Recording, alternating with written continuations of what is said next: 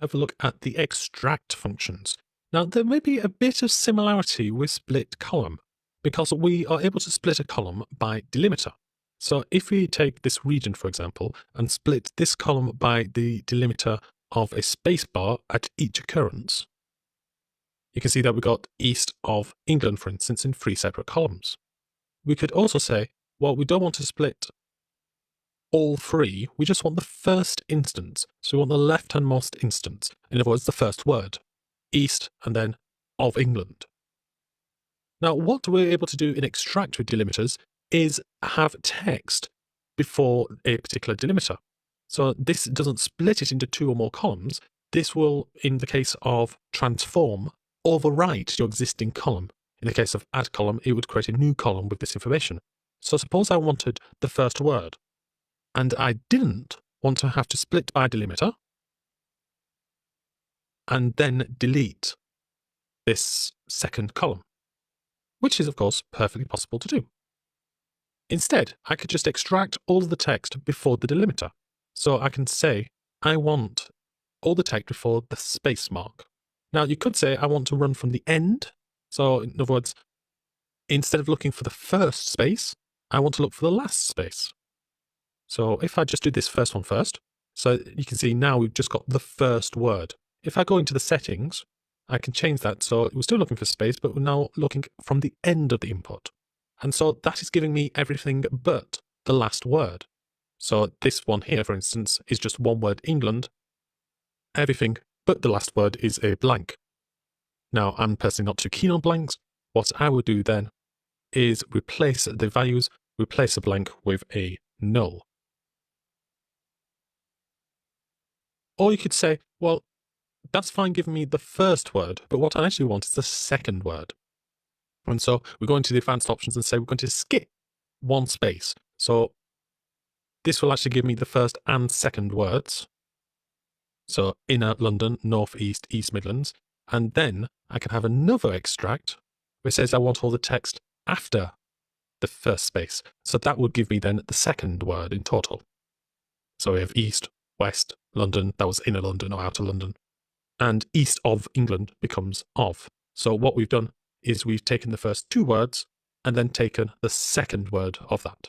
Now there is another way of doing that, and that is to say I want to extract text between delimiters, so between a space and a space. And again, you can say where you want to start and stop. So maybe you don't want to start at the first space, you want to start at the second space, in which case that would be a number 1. So with this, if I'm looking text from a space to a space, that again gets me the second word. Now, extract can also give you things that you're probably quite familiar with in Excel. We've got length, for instance. So that just gives me the length of the text, so text.length. Or you could say I want the first few characters. So I could say I want the first 3 characters. How many starting characters are you going to keep? So east of England becomes EAS, inner London becomes INN, and so forth. And that's text.start. So we're not talking about left and right and mid as we're doing in Excel. All of these start with text, capital T, and then a dot, and here we have start. So you won't be too surprised to learn what the formula is for the last few characters. It's text.end. There is, however, one potentially surprising thing. Let's go for extract range. And let's say I want from the 3rd character onwards for 4 characters. Okay? So I'm going to say the starting index is 3 and number of characters 4. So if you have a look at the top example, East Midlands, what I want is the 3rd character, which is here, and then I want 4 characters. So that should get me ST space M. Let's see whether that's correct. Click OK. And you can see it doesn't give me ST space M, it gives me T space MI. And the reason for that is because this one.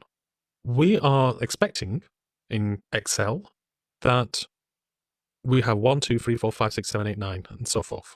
However, that's not the case in Power BI. The first character is not index number 1, because Power BI, like other things like C# and other programming languages, are what's called a zero-based index. And so the first character is not 1, but 0.